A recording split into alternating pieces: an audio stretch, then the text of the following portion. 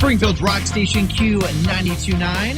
Hey, it's Cruz, and really excited today to be joined by former NASCAR driver and current racing analyst Kyle Petty. Now, Kyle is celebrating the 30th anniversary of his charity ride across America. It takes place from May 1st to May 9th, traveling from Sonoma, California to Charlotte, North Carolina. The ride will have an overnight stop and fan event right here in Springfield on Tuesday, May 5th. We're going to talk with Kyle about that in just a little bit. But the ride this year will not only celebrate its 30th anniversary, but also the 250th anniversary of America, as well as the 100th anniversary of Highway 50 and Route 66. First off, Kyle, it's great to catch up with you again. It's been a minute, so excited to talk more about this 30 years for your charity ride across America. But you went from a full-time NASCAR Cup Series driver to working with networks in the booth and as an analyst. How have you liked that so far? Because you seem like a natural fit for it. Oh, my gosh, man. Some days it's fun. When you have to call your friends out and say, hey, man, you made a mistake. I hate that happened to you, but you made a mistake. That gets a little intense on the phone call after that when your friend calls you up and says, what are you calling me out on TV for, man? And that gets a little intense. But it's a lot of fun because I love the sport so much. I grew up around it, and I just love it. I'm not going to lie, KP. I love it because you are the most honest and upfront person probably in the sport, and I've always liked that about you. And so you keep these interviews real, which is pretty awesome. Now, Kyle, you've had some of the most iconic paint schemes in NASCAR history with Coors, Hot Wheels, which, by the way, I just put a 1/24 scale Hot Wheels car in my son's room a few weeks ago. Really excited about that. And, of course, Mellow Yellow. Still to this day a fan favorite. What do you remember about when that deal first came about with Mellow Yellow and really the first time you got to see that paint scheme? So here's the thing, and this always freaks people out when I tell people this. So I drove the Mellow Yellow car, and obviously Tom Cruise drove the Mellow Yellow car in the movie Days of Thunder. And the crazy part is that Mellow Yellow was a southeastern drink at the time. And if you got out to California, Washington, maybe where you're at, man, I don't know, maybe Missouri too. Nobody knew what Mellow Yellow was. They thought it was a movie name that they made up to go on the side of the car. But Coca-Cola said, oh my gosh, we're getting so much publicity, let's do something. So we just happened to be looking for a sponsor at that time. It was crazy. I think we were the only team open at that time who could do something. So we ended up with the Mellow Yellow car, and it was just incredible to drive that car and everything that went along with it. But the crazy part is to this day, I have yet to watch the movie Days of Thunder. I have never seen the movie, the cult classic that is NASCAR to so many people across America until obviously Talladega Nights come on, and that's a documentary, and everybody knows that's the fact, Talladega Nights is. So, but I have just never seen the movie. That was one of the coolest cars, and then later got to drive the Hot Wheels car, like you said, and that was every kid's dream growing up at 7, 8, 9 years old, was to be able to get inside a Hot Wheels car, and I actually got to do that, so that was cool. I'm not going to lie, KP, you just blew my mind sharing that information. I literally watch Days of Thunder once a year, every year. It's like a tradition that I do, but I don't know, man, that's pretty crazy. I know people who ask me questions about it all the time, and I'm like, dude, I don't know. I didn't watch that movie, man. It's not a rom-com. If it's not a rom-com, I don't watch it. That's kind of the way it is. That's fair. That's fair. Ram making their return to the Truck Series this season. Love to see that. But, Kyle, do you think we could realistically see Dodge return to the Cup Series? And if so, what would that do for NASCAR? Yes, yes, definitely. Back in the Truck Series is a great place for them to be. We hated it when they got out back in the early 2000s. Forever we just had Chevy and Ford. And then Toyota came in. And Toyota has been a huge part of the sport for the last 20 years, 15, 20 years. That's important to the sport, to have multiple manufacturers. You know, you don't want to see the same two teams play in the NBA or in the NFL or any stick and ball sport. You don't want to see the same two teams race against each other. And that's basically what we had. We had the Fords and we had the Chevys going at it. Throw the Toyotas in. Now we're going to throw Dodge and the Ram group into the Truck Series. Hopefully we'll throw them into the O'Reilly Series and into the Cup Series in the next couple of years. And listen, man, it's open. Honda has expressed interest.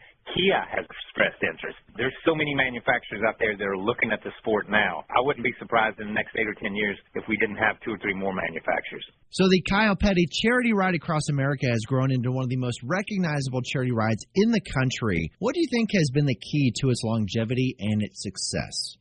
You know what, dude? If I knew that, I'd put it in a bottle and sell it to everybody I know. We started this thing. There were just 4 or 5 of us, myself, Harry Gant, Mike Helton, who's the president of NASCAR. There were 4 or 5 of us at the time who just wanted to ride motorcycles from California to North Carolina. And everybody kind of said, no, that's not going to happen. And we said, yeah, but we're going to do it for charity. And they're like, oh, my gosh, that's the greatest idea we've ever heard in our life. You know what I mean? So we started it, and about 3 years in, I was ready to throw in the towel because the planning and everything that goes into it just mind-numbing sometimes. Thank goodness I married a woman, Morgan. She's run it for the last 10 or 15 years, and she does a phenomenal job. But just that idea that just caught on.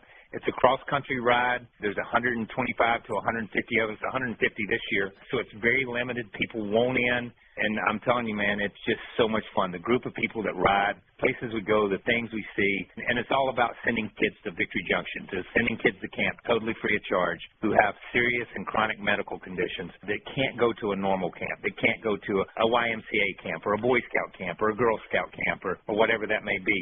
So it's a medically safe environment, and once we tag that with it, the ride has just been phenomenal ever since. So the ride covers 3,400 miles across 11 states in just 9 days. That's no small feat. But what does a typical day on the ride look like for you guys?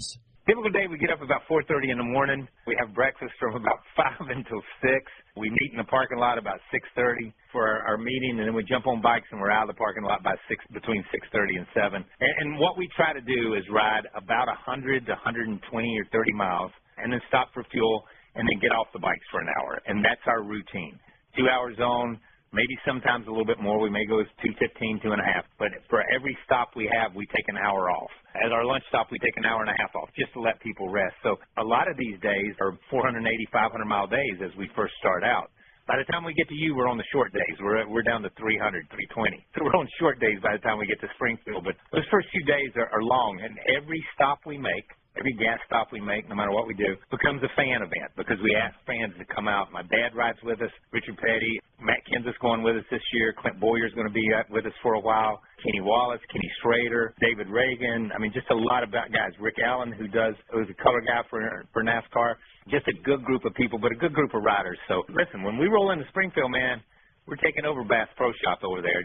Hopefully Johnny's going to open the door for us and not lock it when we get there because he's such a great guy, man. I can't wait to see him when we get there. But it is just going to be a lot of fun. We're asking fans to come out to Bass Pro on May 5th and say hello to all of us. We'll be signing autographs and doing what we do along the way.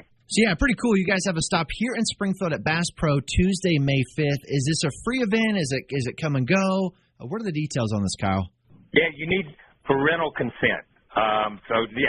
When nobody has to sign up, nobody has to do anything. Just show up, man. Just show up in the parking lot. I know, so I will say this. We did our site inspection. We came through Springfield sometime in late November, early December. We will not draw the crowd that Santa draws. I'll say that. We will not draw a crowd like Santa Claus draws, but we will have a crowd there, I am sure, because I'm telling you, you take Richard Petty and dump him in a parking lot somewhere, people come out to say hello to him. I don't know. Kenny Schrader might draw Santa Claus numbers. I'm just saying, he is very well loved here in the Springfield area. He always races over at the track on the west side of town. But Kyle, you founded the Victory Junction in honor of your son, Adam. Now, Victory Junction has provided over 136,000 camping experiences. What does it mean to you to see that kind of impact? It's absolutely phenomenal. It's very humbling. My oldest son, Adam, was killed in a racing accident in 2000. We had talked about doing some stuff with a camp, and before that happened and after that, it focused us and just a laser focus to build his dream and to build what Adam had seen in his vision. And that's what we built. We built a camp, and out of one tragedy, 136,000 lives have been touched by camp and hopefully changed in some small way. If we've got one out of 136,000, then its camp has served its purpose. That's kind of the way we look at it. We see kids with chronic illnesses that they will have their entire life, not necessarily terminal, but diabetes, Crohn's disease, gastrointestinal disease, juvenile rheumatoid arthritis, craniofacial disorders. We see kids who have been in fires, burned kids, and who have the scars from that. So, I mean, it is an incredible group of kids that come, and to think that all we did for a living was ride around in circles and run over each other and crash walls and do all that, you gained a little bit of notoriety in that. So when you had the opportunity to do something and do something for other people, all you had to do was raise your hand. And anytime I'm talking to anybody in your area, I give Johnny Morris a ton of credit, man. They sponsor our fishing area, and it's Bass Pro Shop's Catch, Kiss, and Release, and we must have thousands of photos of kids catching a fish for the first time and kissing these fish and then releasing them. And it is the coolest thing in the world because some of these kids never thought they'd hold a fishing rod in their life. They just never thought about it. And that's what camp does. It just empowers kids to be kids. Yeah, Johnny always giving back, not only here in our community, but just really across the country. And it's always great to see a business that started here in Springfield, just selling fishing gear, is helping kids in need, that really never thought they could fish, like you mentioned, which is it's pretty amazing. Now, if someone's listening to this and hearing about the ride for the first time, or maybe they've kind of heard about it, but they want to get involved, how can they support this cause?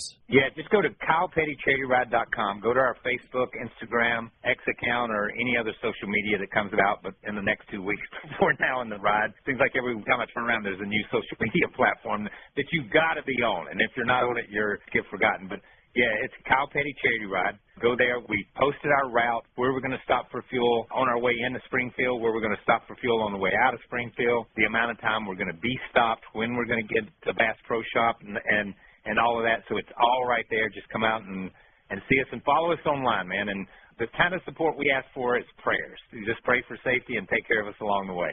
Well, Kyle will definitely be praying for you guys as you make your journey from Sonoma to Charlotte with the Kyle Petty Charity Ride across America, celebrating its 30th anniversary. And we're really looking forward to the fan event with your stop here in Springfield at Bass Pro on Tuesday, May 5th. Thank you. Thank you very much, man. Thanks for having me. One of the legends of NASCAR for you there, Kyle Petty, who is celebrating his 30th anniversary with the Kyle Petty Charity Ride across America, again taking place May 1st to May 9th, traveling from Sonoma to North Carolina with a stop right here in Springfield. Guys, be sure to get out, meet some of these amazing and legendary NASCAR drivers like Richard Petty, Ken Schrader, Clint Boyer, and more.